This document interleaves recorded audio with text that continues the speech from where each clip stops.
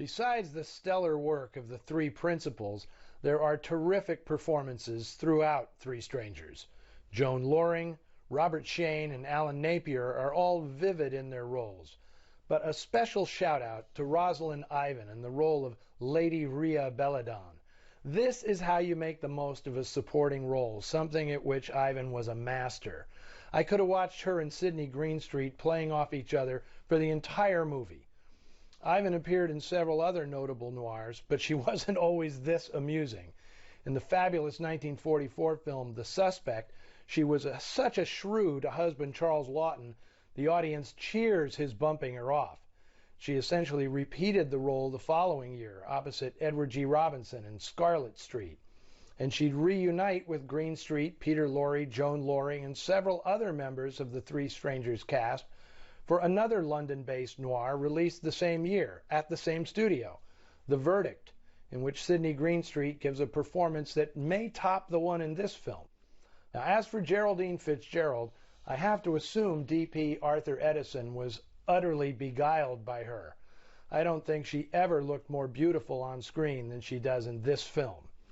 Of course, that would make Edison one more on a long list of men entranced by the Irish-born actress. And if you think Crystal Shackelford had some secrets, well, so did the woman who portrayed her. Fitzgerald had first come to America in the late 30s to work with Orson Welles' theater company. He'd been impressed with her stage work in Dublin. Now, although she was married to an English gentleman named Edward Lindsay Hogg, Fitzgerald had an affair with Welles, one that produced a son, something Fitzgerald kept secret her entire life.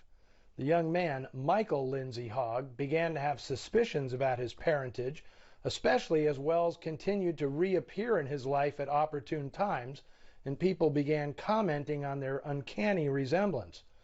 The truth came out many years later, after Fitzgerald's death, when her close friend Gloria Vanderbilt gave Michael a cache of correspondence she'd been safeguarding, love letters between Welles and Fitzgerald that eliminated any doubt in Michael's mind as to his father's true identity. Sir Michael Lindsay Hogg would go on to be a pioneer in music videos, working with the Beatles and Rolling Stones and enjoying his own successful career as a film director. And although his mother never became as big a star as she should have, she turned down lots of roles in her prime.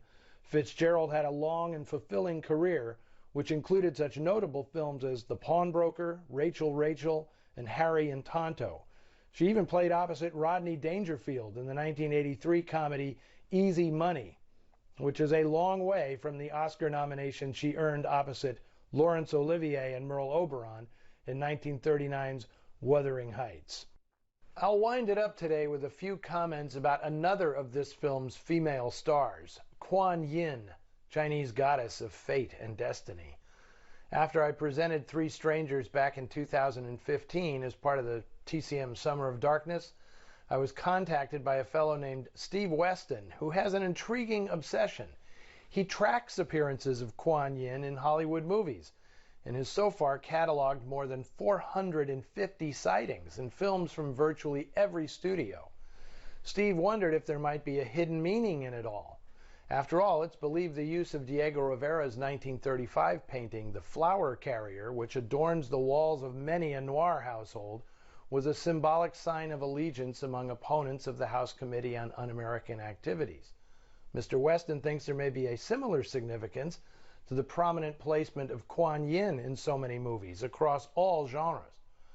For my part, I suggested a more practical explanation, a savvy and aggressive prop salesman who pitched the same mold to various studio art departments. Kuan Yin was so good as a symbol of Asian exotica, typically in the fashionable homes of affluent artists and intellectuals. She never got buried too deeply in studio storerooms. When a prop master called for a piece of decor to indicate a character's worldly tastes, Kuan Yin was always right at hand. But 450 distinct appearances? That's more than Bess Flowers and Whit Bissell put together.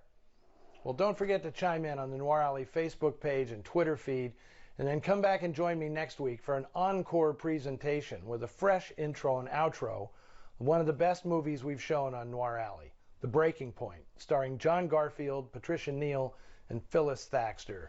It is a stone-cold masterpiece. Till then, see you in the shadows.